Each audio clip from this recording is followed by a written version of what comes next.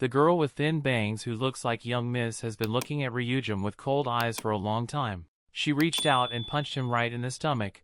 While punching her, he asked, "You're also a crazy fan, right?" Ryujin was still suspicious. Could it be young Miss? No, it can't be. I can't believe she's lost her memory. His eyes wide with surprise, he asked her, "Your name?" The girl was equally surprised. "My name, aren't you a fan of Sun?" Ryujin was completely disappointed. "I'm sorry, I mistook you." The girl looked on in surprise, her eyes wide. "Sorry, I jumped to conclusions." He was dazed. This child only resembled her. Two men rushed forward from behind, grabbing Ryujin and putting their arms around his neck. "This guy's a crazy fan, hand him over to us." But the two of them couldn't bring him down. "How strong is he, Sun? Let him go, guys." The curly-haired girl said, "They're my managers, but what are they doing? The guy on the ground is the crazy fan, not him." Then the four of them left together. The boy stood up. "Sun, is everything all right? This is too noisy, let's go." "But who was that long-haired guy?" The girl with thin bangs still turned back to look at him with curious, confusing eyes. He looked like the bearer of the story. Ryujin stared at the ground sadly. A very sad story. The sky was clear. Ryujin and Eunhye went to a grave. He asked her, "Is this it?" Eunhye replied, "This is young Mrs. Grave. It's more dilapidated than I imagined." "No, it's become dilapidated. It seems a long time has passed." This information is confirmed by the country's leading historian, recommended by the president. We've also verified it through other sources. Young Miss of the Min family, according to records, she passed away on the day of the rebellion. There were also her belongings in the grave. While talking, Eunhye suddenly looked towards Ryujin. He fell to his knees, shouted loudly, "That's it." He remembered his past life. When he fell with Okyeon, Okyeon said, "Then I'm the winner." It turned out that the act of wanting to protect ultimately broke the established law. He thought again of young Mrs. face, blaming himself. "I should have lived to the end. Even that can't be done." As he spoke, he slammed his hands on the ground angrily. "Gritting my teeth until I bled, surviving and facing someone like this. I hate myself so much." Eunhye looked at the flock of birds flying away. She stood looking at the scene, thinking, as if the mountains were moving and the rivers were rising. But now young Miss is definitely dead. Is that kid who looks exactly like young Miss? The scene changes to the scene of the thin-haired girl from earlier walking up a shabby building. She opened the door and shouted loudly, "Hello, the dandelion is here." "No one's here. Did they go bankrupt?" On the sofa is a man lying down, his jacket covering his face. He said back to the girl, "What are you talking about?" The girl replied, "Boss, even if I were the only employee, I would never leave, but you're sleeping here because you were kicked out." The sleepy man replied, "Don't mention trivial matters. He's the CEO of SD Entertainment, and this company only has one employee, the girl with the thin bangs." He continued, "And you came at the right time. Make me some ramen." She disagreed. "Hey, I'm the only artist in this company. I haven't even had a grand debut yet." The tired man stood up. "Hey, my neck. Why are you acting like this? Do you eat it too? I'll make 2 parts. Angry girl, no news. I heard that interview video went viral and many places are trying to contact me." He replied wearily, "Wait a while. Everyone's crazy about that kid these days." She replied immediately, "Are you going to avoid it again like last time? Maybe betting on the school auditions will be faster." The teachers also gave pretty good reviews. Before she could finish speaking, he turned back to answer the phone. "Yes, am I Shydok?" "Yes, okay." She was depressed. "What's wrong with him?" Shydok turned to talk to her.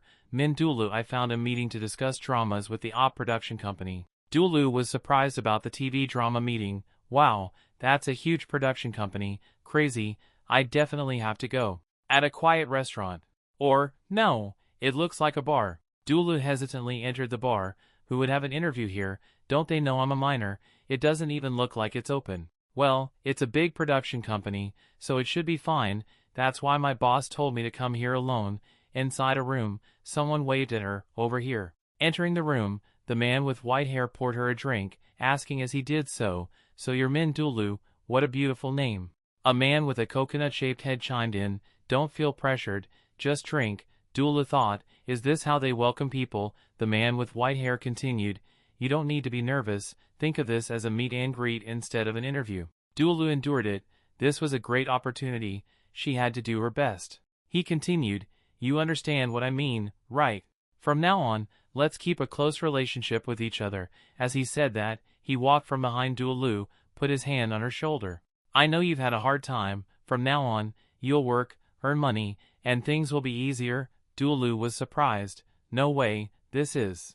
The man continued to touch her. "Sounds good, right?"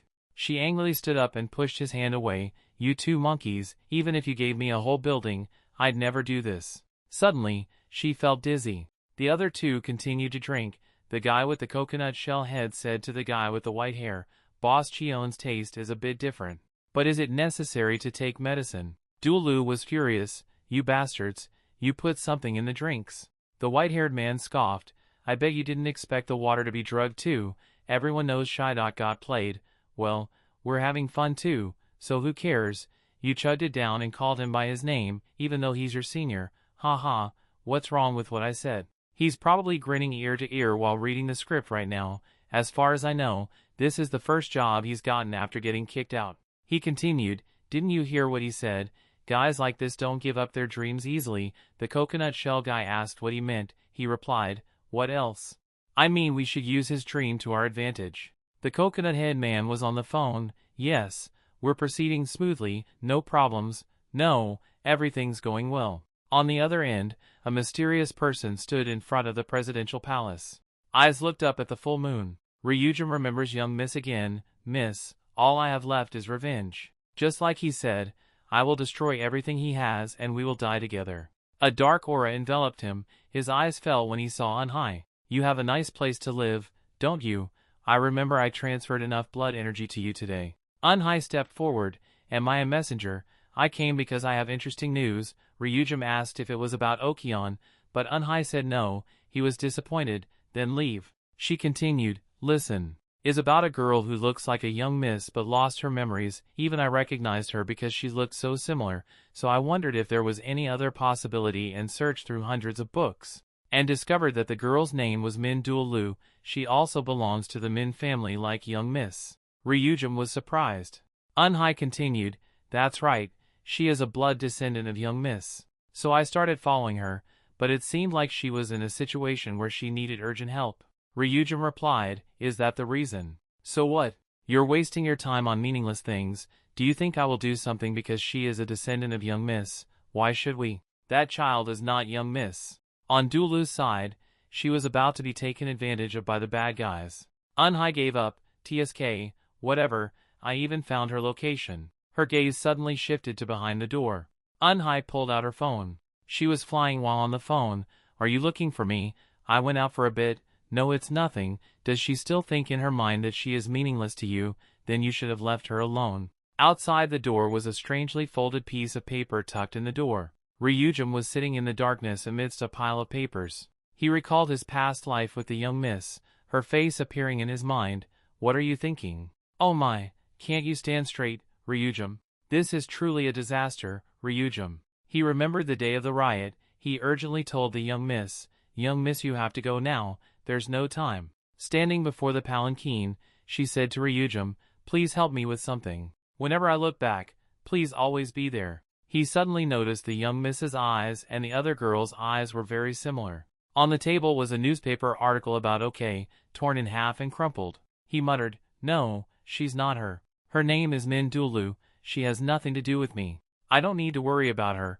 I believe she has someone protecting her." At SD Company, a man came to apply for a job. "Hello CEO, I'm Dubiksu. I'm here for the management interview." Shydok quickly said, "You're hired. Your resume shows you have enough information to work like family. That's all I need. I'll start training you tomorrow." Baeksu happily thanked him. Shydok continued, "Adorable, Baeksu, you're the only employee here, you know. I've prepared a surprise for Duolu. The meeting must be almost over." Then he picked up the phone and called her. On the other end, the white-haired man was furious. "What the hell is this? What happened while I was in the toilet?" The coconut head said, "Sorry boss, she got the better of me. I was about to touch her when she punched me in the face." The white-haired man was furious. "Damn it, what if she calls the police?" The coconut head reassured him, "Calm down, sir. She's still high on drugs and can't even walk straight. She's definitely close." Duolu walked, clinging to the wall. She felt like she was about to faint. "If I hadn't dropped my phone, I could have hidden somewhere and called the police. I have to keep going. Is this hallway always this long? I have to hurry. I hear their footsteps. Please move. I have to get out of here. Her hand was on the doorknob. I just need to open this door. But before she could open it, the two men ran up. Got you, you dog. How dare you run, you dog, the white-shirted man sneered. Anyway, I've lost my appetite. He glared at Dulu. Her mental strength is pretty amazing. She managed to get this far. What the hell? Hurry up. The coconut head joined in the cursing. You mother of ****ing dog. Wait till we get back. I'll show you. The coconut head suddenly stopped. He asked the white-haired man, Hey boss, wait, did the ground just shake? The other replied, Who knows, maybe you have a concussion or something. The coconut head closed his eyes. Damn it, the ground really did shake. The ground was actually shaking. Both of them thought it was an earthquake. At that moment, the power went out. Ryujin suddenly appeared behind them in a daze, but Dulu still sensed someone approaching from behind. Ryujin stood behind them, holding the strange piece of paper from the door.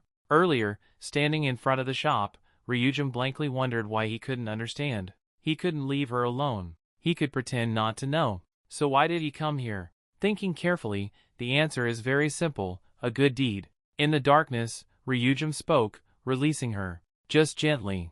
The two men jumped, turning around. Damn, what a scare. Where did this guy come from? Before he could finish speaking, Ryujin's hand knocked him down. He flew into the air and then fell to the ground. He supported Dulu's shoulder with one hand, raising the other. Didn't you hear me? I said let her go. He frowned, his eyes menacing, careful. But deep down, he wondered why he was so angry. The coconut head ran away like his life depended on it. As he ran, he thought, did I see wrong? He threw the man like a ball. He immediately drove away, leaving his accomplice behind. Damn, I gotta get out of here. Suddenly, Ryujin appeared in front of the car. I didn't say you could go. With a single leg, he stopped the car. He continued, the girl isn't waking up. It's like she was drugged. The coconut head lay flat on the ground, groaning, Ugh. Ryujin threatened, looks like you can't answer me. Should I kill you? As he finished speaking, a gust of wind blew the car far away. He growled, I ask again, have you beheaded my Dako? Hand over the antidote here, the coconut shell head explained. Wait, no, she's just a little drugged. Just leave it alone. She'll wake up on her own. Ryujin stepped on the man's right hand. If you're lying, I'll break your neck. If you understand, get lost. The coconut head clutched his hand, feeling his fingers were broken. Suddenly, a group of men in black suits rushed in. Their leader told the coconut head, We're an emergency security team. If you don't want to get involved, leave. Ryujin was preparing to take Dulu home when he came from behind. The leader came and told him that now we will take this child away. Ryujin, uneasy, asked who he was, but the leader refused to answer. He said, It doesn't matter who I am, hand her over now, or we'll use force. Ryujin calmly replied, Go ahead and use force. I won't stand idly by. The leader was surprised. What? Who are you? Ryujin. Think back to the first time you met Dulu. I secretly thought that because I helped her, I had to be responsible for her just for today. Then he picked up Dulu. Looking at the leader, he replied, I am this girl's manager. The coconut head, having escaped, called the mysterious person, Yes, I'm sorry. The other person replied, I'm very disappointed. Have they arrived? The bodyguard I sent over. It turned out that the group of people in black were the bodyguards sent by the mysterious person. They were the security company CK Shielders. The mysterious person continued. A third party interfered. Who? The coconut head's answer, a manager, surprised the mysterious person, as his investigation showed no record of Dulu having a manager. The bodyguards continued to question him. Prove you're her manager. If you can't, we'll take the child. Ryujin calmly replied, If that's the case, why don't you prove it yourself so I can give this child back to you? I'm thinking in my head, I really don't like their faces, and I can't leave an unconscious person alone with someone else. A bodyguard unbuttoned his shirt, If you insist. So I had to use force, but Ryujin dodged. And he counterattacked. That guy was knocked down. The leader got angry. What manager? Nonsense, get him. Then, his underlings charged one by one, but Ryujin easily took them down. He was incredibly strong. He was holding duel but still managed to defeat so many people. A voice came from behind. Sorry, but it's getting serious. It was the leader. He took off his coat, probably preparing for a one-on-one fight with Ryujin. At that moment, Duel woke up, finding herself in Ryujin's arms.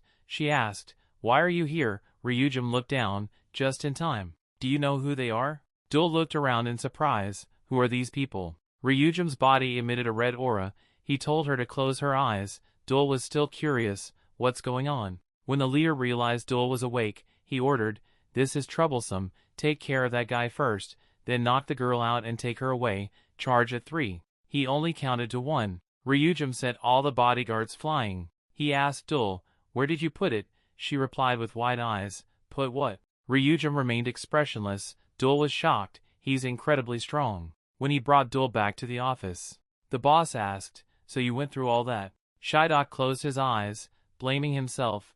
I was so careless, letting my guard down just because it was a big company. I shouldn't have let her go alone. Damn it, even though she seems fine, she must be terribly shocked. I thought it was a good opportunity, but I was so stupid, it almost ended badly. Dul was surprised by Shidok's reaction. Boss, what's wrong? Shidok ripped the door. I have to kill those bastards. They crossed the line. Dul asked, you're going to fight that big company? Shidok continued to open the creaky door. I want to expose them to the whole world. Dul replied, but we're too weak. Isn't this a world where no matter how much we scream and fight, we'll always lose? So don't go. Don't start a pointless fight. You understand, right?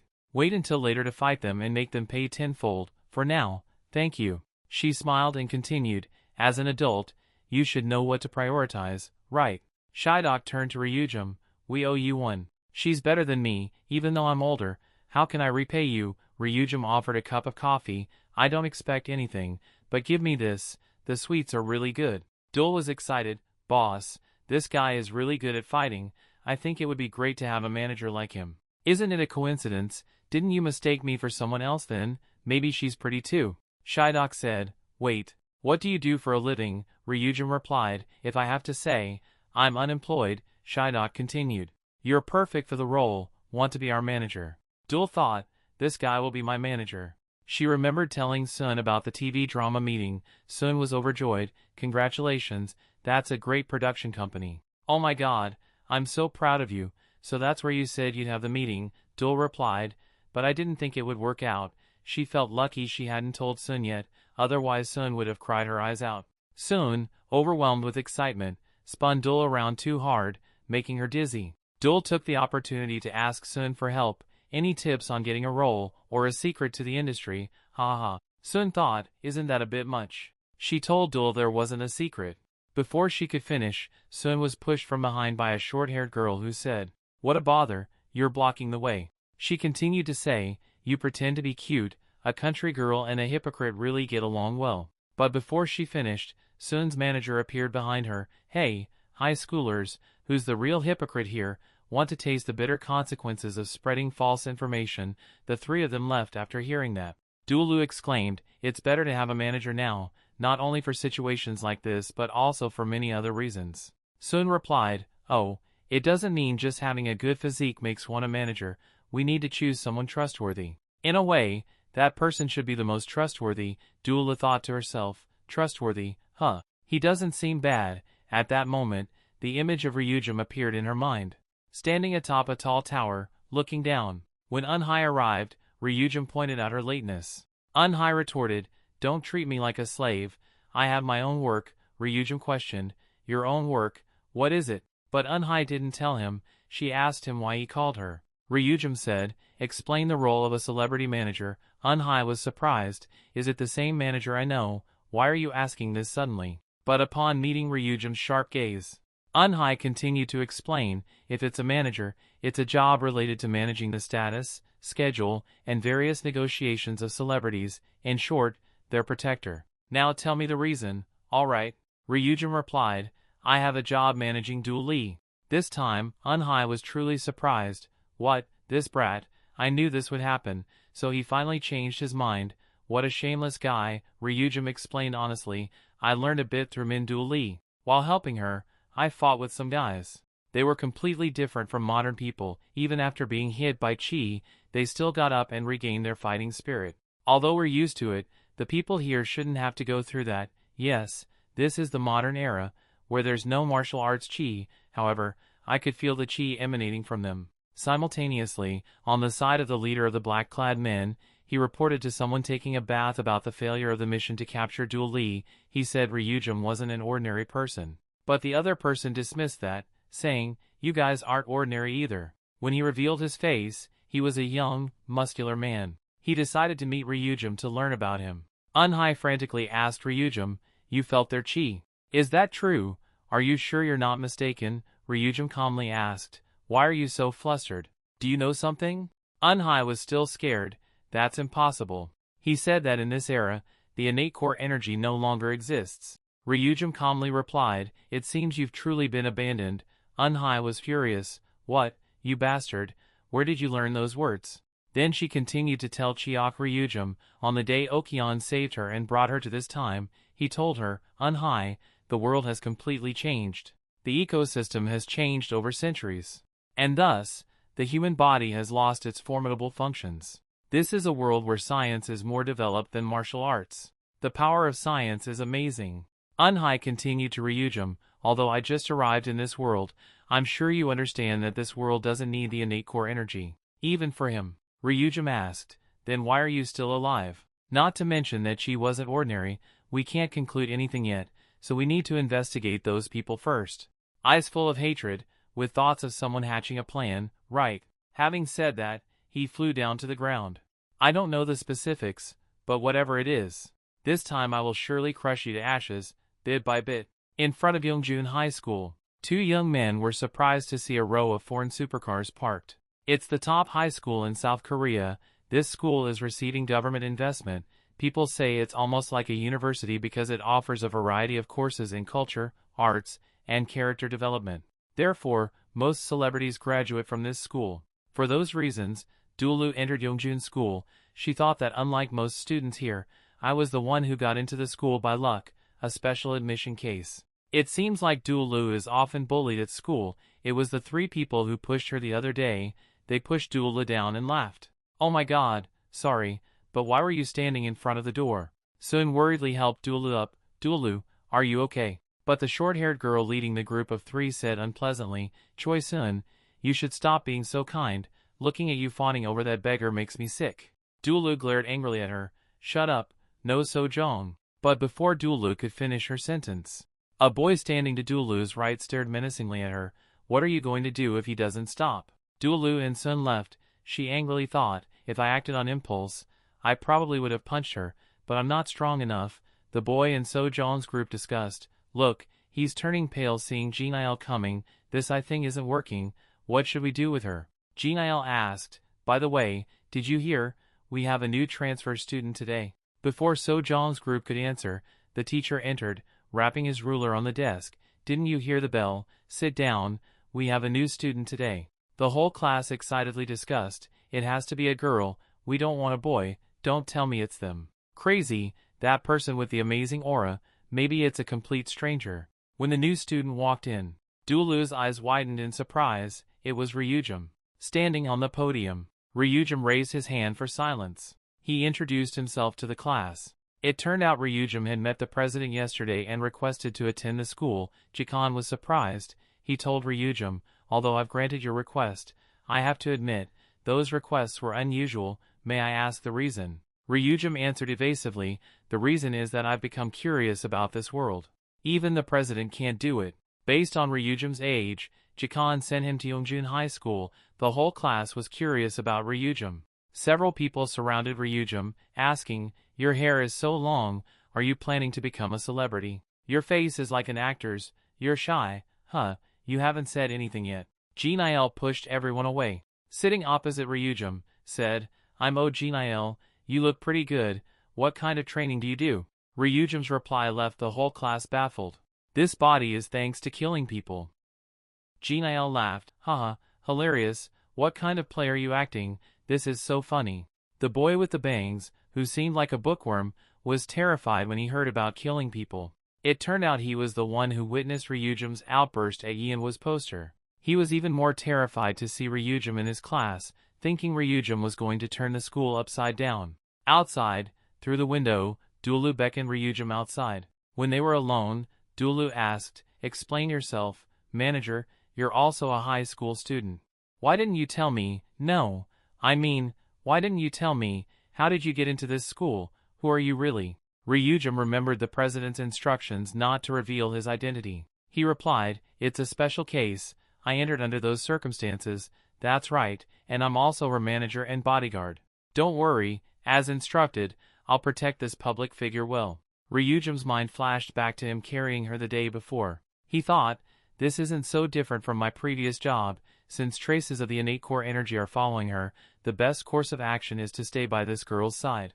After hearing his confident assurance, Dulu backed away, saying, wait, don't do your manager things at school. If there are any rumors, we'll both be in trouble. Let's pretend to be strangers at school. She added shyly, and I haven't become a public figure yet. But when she looked up, Dulu found Ryujin gone.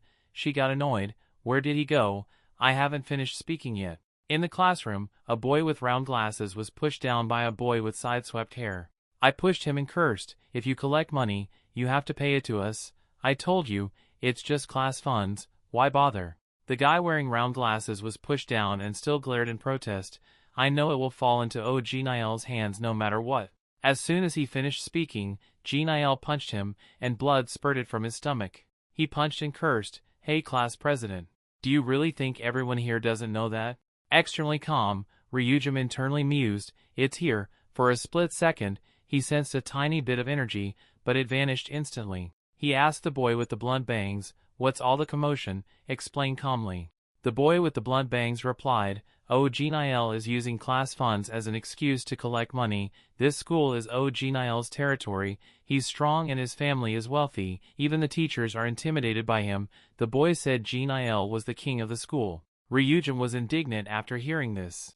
As Niel passed him, he said, that frail thing is a king. After Ryujin's words, Niel and his companions stopped walking. Fragile transfer student, who? The entire class was enveloped in a suffocating atmosphere, everyone terrified. Ryujin calmly replied, oh, I'm sorry, I didn't mean to provoke you. Niel leaned in close to Ryujin's ear. What, even your way of speaking maintains its composure. Don't tell me you did that on purpose, trying to climb the social ladder, but it seems I'm enough to subdue you. I have nothing to lose anymore. Let's do it, hit me first. Ryujin asked, do you want to die? At this point, Niel couldn't hold back anymore and threw a punch at Ryujin. Don't let things go too far. The teacher's voice echoed in Ryujin's ears. It was the class president who called the teacher. At first, the teacher strongly defended Ryujin, but after seeing Niel's face, he hesitated. He gently told Niel to stop. Niel listened and left. Before leaving, he threatened Ryujin, hey, students transferring schools will be very happy from now on. I will teach you slowly. Who are you touching? Ryujin stood there, thinking, I almost got involved in a big fight. Lunchtime. Ryujin asked, carrying a tray of food. Can I sit here? But the others quickly dispersed without answering him. At that moment, the boy with the blunt bangs approached Ryujin and said, excuse me, can I sit here with you? Sitting and eating with him, Ryujin wondered, why has everyone's attitude towards me changed so much? The guy with the bangs replied, that's the obvious result. You've been completely noticed. Like I said before, Niel is the king of this school. Anger him, your school life won't be easy. He will make you leave school on your own. So, to avoid being noticed, everyone is ignoring him. He continued, by the way, I have something to ask. What? You know, it's about that. The first time we met, I thought you weren't a normal person. Even the way you talked was strange. Could it be that you are a superhero from far away? Haha. Before Ryujin could answer, the teacher called him out. Chiok Ryujin, come talk to me. When they were alone, the teacher asked, so, how do you feel about this school so far? Ryujin replied, how do I feel? The so-called teachers here are despicable. Since time immemorial, teachers have been people of high morals and respected by society. The scene shifts back to Ryujin, but now he's talking to Unhai. I'm being asked an unpleasant question, but you called at the right time. What do you want, Yoon Unhai? Unhai reached out her hand. I'm curious about this and many other things. Ryujin recounted the events. I've discovered someone here possesses key energy. Unhai was surprised. What? You're saying it so directly. Who is it? He replied, I don't know. I still can't conclude who that person is. Even so, I have some doubts. Everything is too sophisticated for me to confirm. So, I tried to create a situation for the gas user to show up. It's a good opportunity, but I failed because there were some limitations that prevented me from acting as I wanted. However, we have confirmed another fact. The truth is that weapons are still being used even in today's modern world. On the side of the guy with the goofy bangs, he was being punished by Jinil. You just said again. Take it off. What are you doing? It's your turn. You should hit him. The guy with the goofy bangs nervously took off his shirt and lightly punched Jinil's arm. Jinil said, Juno, why is your face so tense? We're just playing a game. After saying that, he punched Juno, causing him to bleed. Jinil's henchman stood outside laughing. This game is called, if you make a sound after being punched, you have to take your clothes off. Did you see Juno at the cafeteria? He's openly trying to befriend Chiok Ryujum. Is he crazy? He knew what would happen to him. At this rate, he might have to take off his underwear too. Juno was about to take off his trousers when the class president stopped him. Stop it. Stop this right now. Juno was surprised. The class president. The class president recalled his earlier meeting with Dulu. She told him, You're telling me to give up all the money. I'm very disappointed, class president. I thought you were different. You finally surrendered. The class president clenched his fists. I'm sorry. Then, he looked at Jinil again. Surrender? What is this? I've endured everything until now, because I have to leave without any trouble and return the money. That's why I'm apologizing. Jinil didn't understand what the class president was doing. He said, I'm not talking to you, you bastard. The class president punched Jinil in the stomach. It seemed like he had reached his limit. But the class president felt his fist being blocked. It was Ryujum who stopped him. Ryujum said to Jinil, I understand. I heard you're the king of this school, but what you're doing is no different from a bastard. Jinil was angry. What did you just say, bastard? His henchman also chimed in. Yeah, you came at the right time, bastard. Let's continue where we left off. Ryujum remembered the president's warning. Chiok Ryujum, I'll say it again. You mustn't cause trouble. Please don't put us in a difficult situation. Please, I hope you'll think carefully before you act. Therefore, Ryujum stood still and let them hit him. Ryujum recalled earlier when he asked Juno, You know there's no benefit in befriending me, so why are you still trying to befriend me? Juno replied, The strong protect the weak. Chiok Ryujum, you're really strong, but didn't you say you're weak when it comes to adapting to school? But actually, I'm not so sure anymore. Maybe I just can't pretend I don't know. One of Jinil's henchmen punched Ryujum, but he ended up clutching his own arm in pain. Immediately afterward, Ryujum knocked him down with one hand. Do you think my original self is weak against things like this? Everyone who witnessed it was stunned. Chiok Ryujum, who is that guy? He took down both of them in the blink of an eye. Then Ryujum stopped and glanced at Jinil. Right, didn't you say you're the king? Show me your strongest. Jinil wasn't scared. You're curious. Then are you ready to die? Hee hee. Suddenly, a hand appeared in front of Jinil. Ryujum flicked his forehead, sending him flying. Ryujum stopped in front of the class president. I understand. That's right. Hiding one's strength must be very tiring. Class Representative Park Min-guk, he found traces of weapons. Min-guk stood facing Ryujum. Transfer student. What am I hiding? His eyes narrowed, staring intently at Ryujum. People around whispered, What are they saying? What are they saying? I think I heard someone ask what he was hiding in his heart. Anyway, in the context of a transfer student getting into trouble. The Jinil family isn't someone you mess with. How does he plan to take responsibility for this? Dula entered the classroom and was stunned by the scene before her, hearing the whispers, Chiok Ryujum, did Chiok Ryujum do this? But what is he talking to the class president about? Ryujum left when he saw Dulu, leading the class president and everyone else whispering. Dulu wiped the board. Sun said to her, Isn't it amazing? He's our age and joined our school with that face. Dulu agreed, Right, at first, I thought he was held back a year. Sun continued, Thanks to him, this school will have a little peace, right? Jinil's credibility is now shattered. Jinil was icing his head in the nurse's office, angrily saying to the Sojong group, How dare he touch me? Call the homeroom teacher here. I'll make him pay for touching me. Sun continued, But don't you think Chiok Ryujum seems a little different? If I had to say, everything about him is unique. I feel like it would be better if I got closer to him. So I should approach him first. Dulu was surprised. Huh, what's going on with her? I guess Sun doesn't know he's my manager, so I have no choice but to let her know.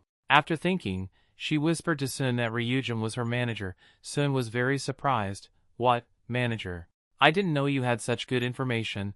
I'll keep this a secret, but if he's a high school student, he doesn't have any experience, does he?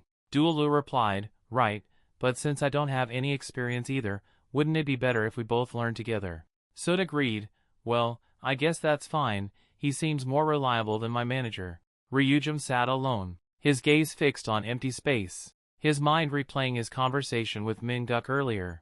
He asked, don't try to hide it anymore, when did you start first manifest Qigong? Minguk answered as if he knew nothing. This made Ryujum very uneasy, because he felt a familiar energy from Minguk when he touched him while blocking his punch. As he thought, his eyes narrowed further.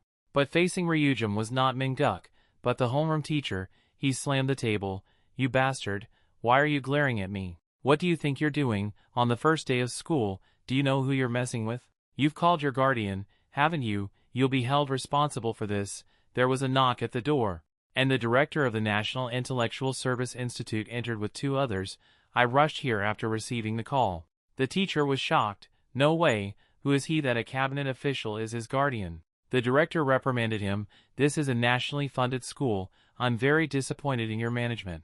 Then, he put his hand on Ryujum's shoulder. Ryujum, you can leave now. Ryujum met Unhai again. She had what he needed. Unhai handed him a piece of paper. I got this without anyone knowing. Here, information about that Qigong guy. Ryujum took it. Very good, anything else? Unhai replied, he is quite hardworking but quite quiet. That's quite strange. If I had to choose one outstanding thing about him, it would be his intense passion for this school. Ryujum asked again, what about his family? Maybe it's something he inherited from them. But Unhai immediately objected. Because Minguk has no parents. Only a big brother. Ryujum worried.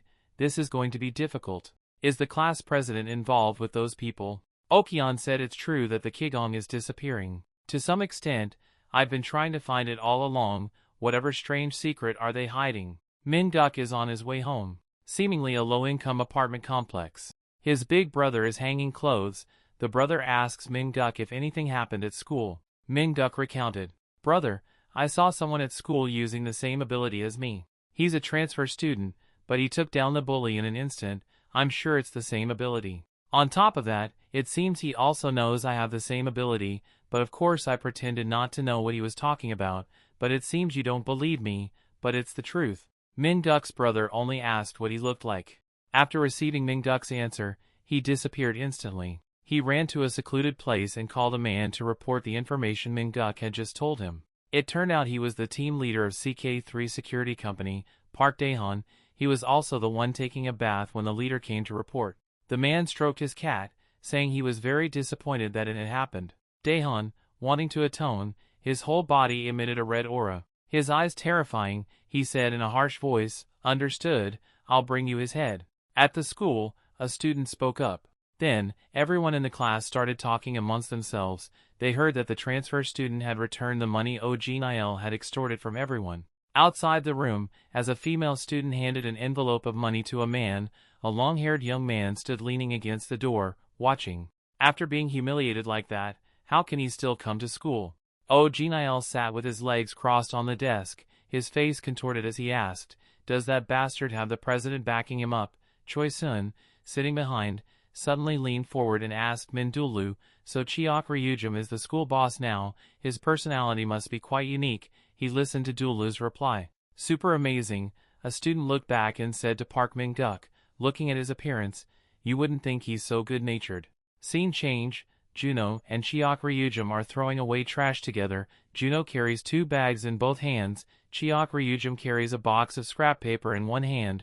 While walking, Juno said, you just came to school on your first day and already successfully cleaned up the mess. Chiok Ryujum humbly replied, let's just say so. Juno looked at his friend's reaction, which wasn't very enthusiastic, wondering why he was so calm, but Chiok Ryujum didn't pay attention to the exclamation and shifted to a different topic. By the way, how do you sort your trash? Juno replied, although it wasn't very relevant to the question, don't worry, if you have any questions about the school, I'll explain everything. Chiok Ryujum coldly replied, no, not yet. He looked at Park Minguk sweeping the yard in front of him and said sharply, I'll get the answer from him. Cans with cans, paper with paper.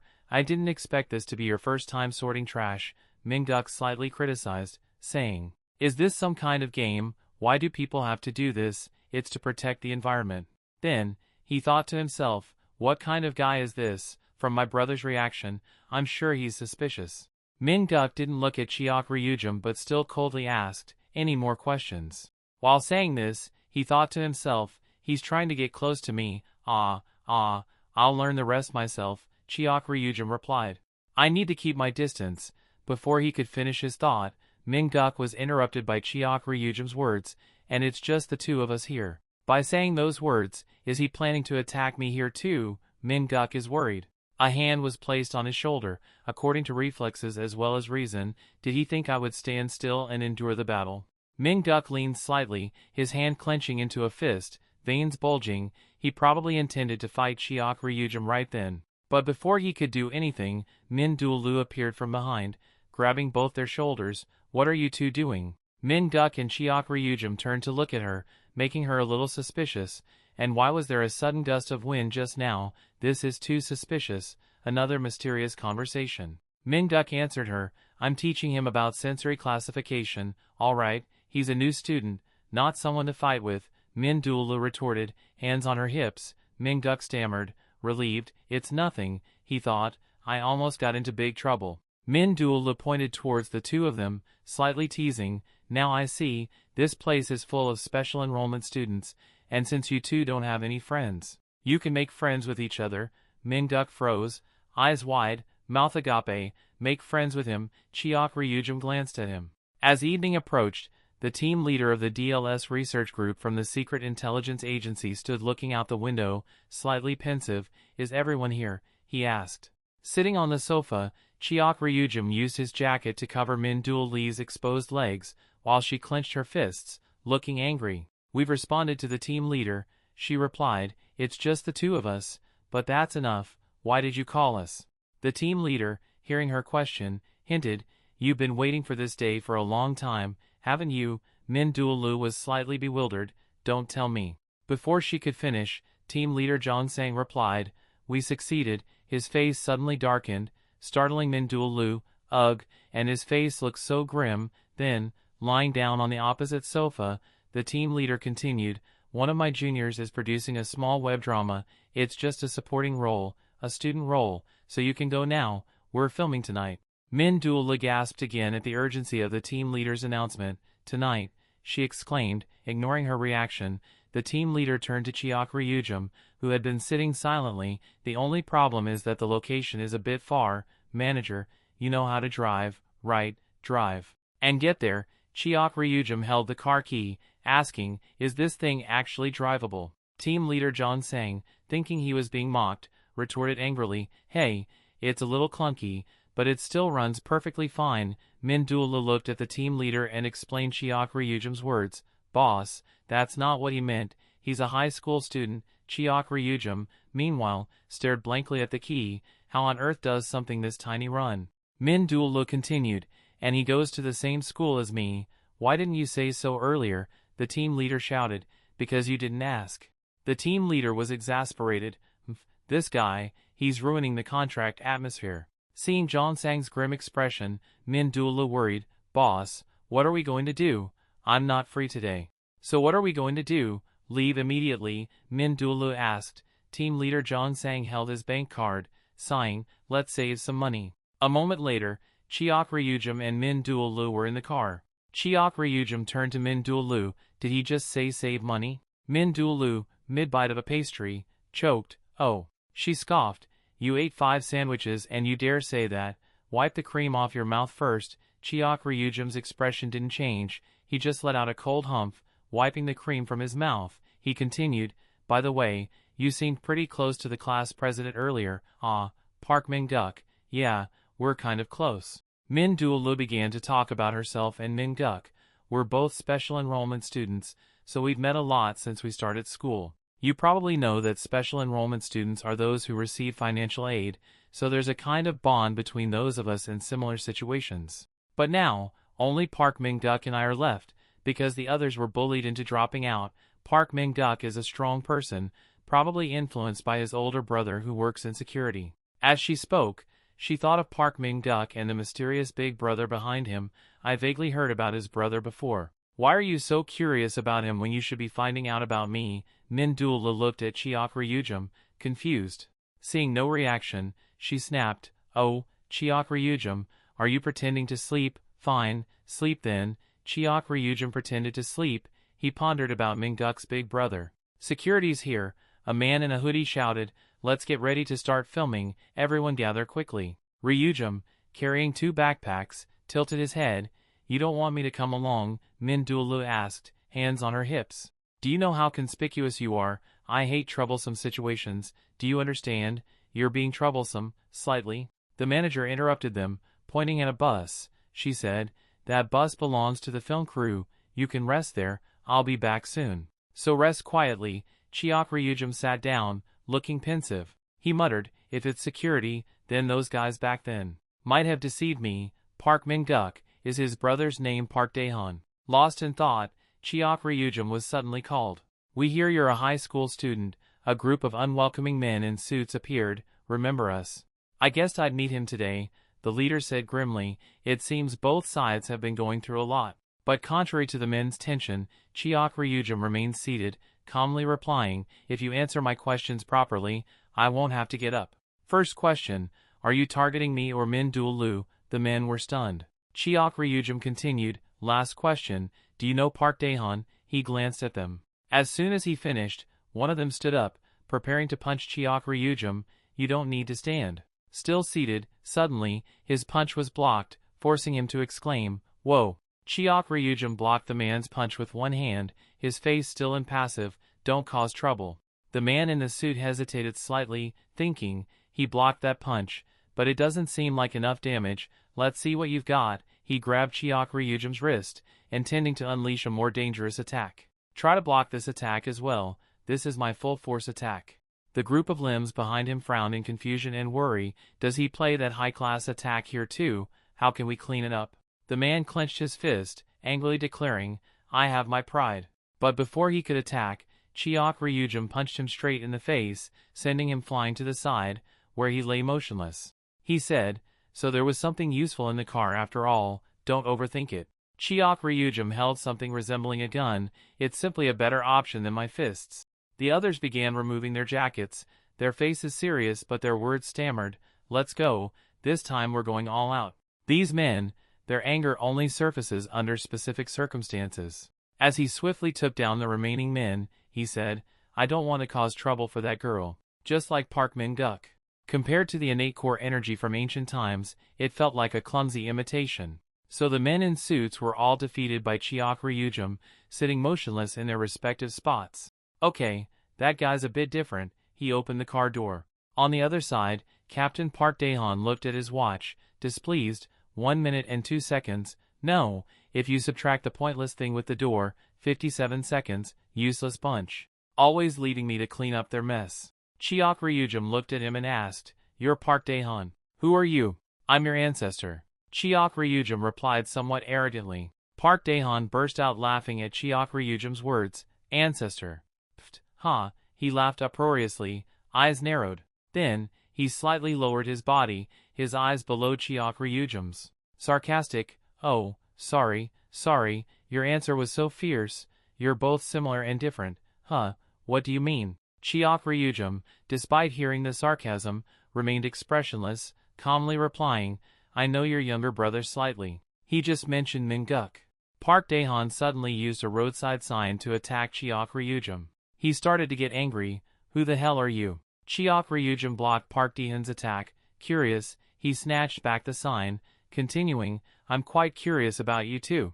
Then he forcefully plunged the sign into the ground, cracking the earth around it. "Shall we find somewhere else to talk then?" And now Park Dae-han and Chiok Ryujum were both in an empty lot, devoid of people. Surrounding them were only trees, grass, roads, and streetlights. Park Dae-han spoke first, removing his tie, and said sharply, "I'm dying of curiosity. What kind of monster are you, possessing such power?" A powerful aura emanated from him. Chiok Ryujum, on the other side, responded with equal intensity, "Didn't I just say, if you win, I'll answer? The winner gets their questions answered." Before he could react, Park Dae-han lunged forward. "Don't act like you're some kind of real deal," he said angrily, fist clenched, charging toward Chiok Ryujum. But with one hand, Chiok Ryujum blocked the attack. Blocked it, Park Daehan's face contorted, his eyes showing anger, but a hint of worry flickered in his thoughts. He can react to this speed, he's skilled. Then he launched himself at the nearby wall, using it as momentum, leaping and kicking towards Chiok Ryujum. Look, he saw through all my attacks. A leaf was cut in half by Chiok Ryujum with just his hand.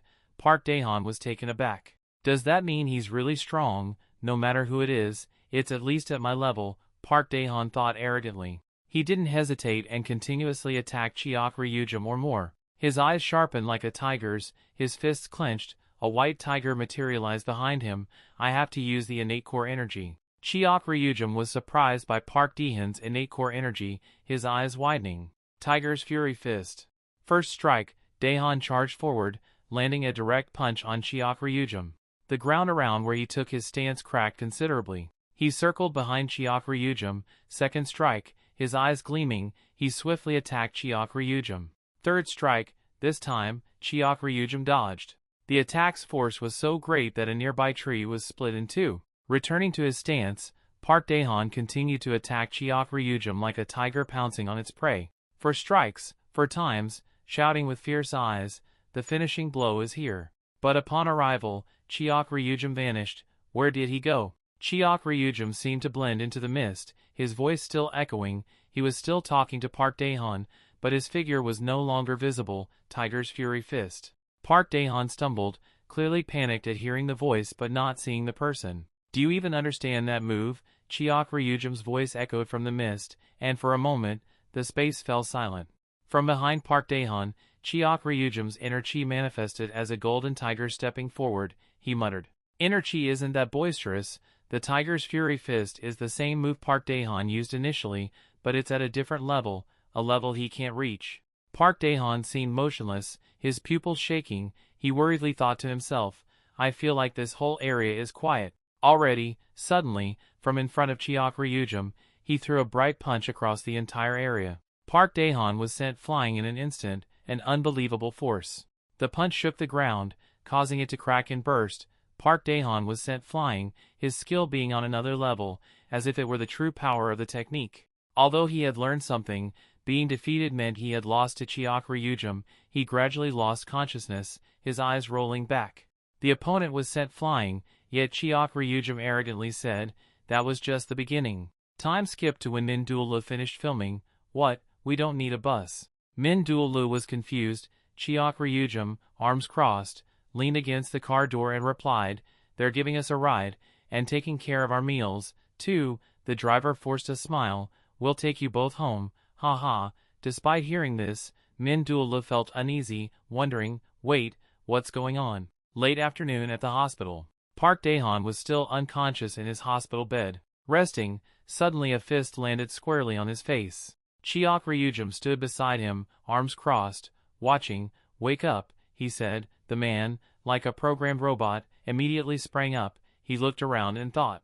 Chiok Ryujum continued, "I brought you home to rest. Luckily your younger brother wasn't there." Park Daehan was slightly confused. "I lost consciousness." He glared at Chiok Ryujum and asked, "So, what do you want to know about me?" He replied, "What will you say? You made a promise, so you have to keep it." Chiok Ryujum immediately said, "While you were sleeping, I confirmed a few things. Your body is empty. A body incapable of accumulating innate core energy." He recalled examining Park Daehan's body while he slept.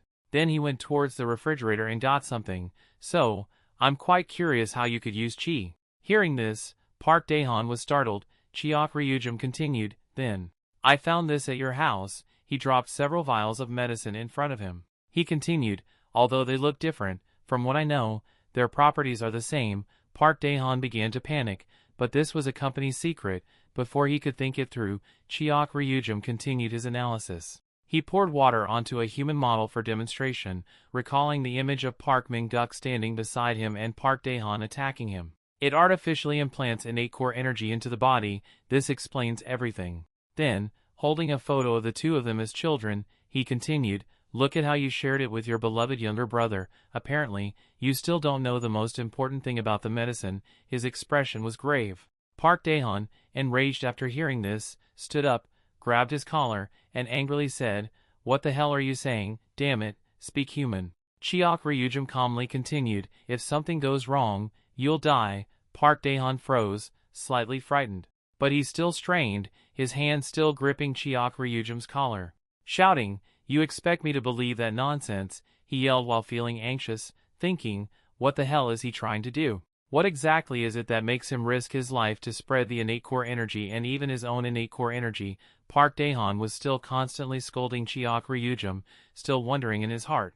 This world is nothing in your eyes. To interrupt, he called Park Daehan's name and glared. He warned that if you want to protect your younger brother, you should stay away from those people. Suddenly, a noise from outside interrupted their conversation. Both Chiok Ryujum and Park Daehan tensed up. Park Daehan, worried, turned his head towards the door and asked Chiok Ryujum, wait, what's that? Can you sense it? What's going on? My mouth feels so dry. Who's behind this intense energy? He began to feel fear. Outside, a man was attracting the attention of the reporters. They all exclaimed noisily, oh, he's here, Yu Yinwu. A handsome young man with blonde hair appeared, raising his hand in greeting. Beside him, Yoon Eunhai bowed, congratulations, sir, long time no see. Oh, Eunhai, it seems you're still doing well, you look spirited. Was he just being polite? I guess I've adapted. Without a sound, Yoon Eunhai froze, her falling baseball cap suddenly faded in color and hung suspended in midair. The space around everyone stood still, from reporters competing to take pictures. Even the excited passers-by or even the coffee cup that almost fell out stopped, leaving only Yu Yinwu and Yoon Eunhai. Yu Yinwu looked at her sharply. What he meant was. Then he squeezed her neck, leaving Yoon Eunhai no time to react. He glared at her, an eerie green wave of innate core energy engulfing the entire space. How are you still alive? Yu Yinwu, clutching Eunhai's neck, sneered and asked.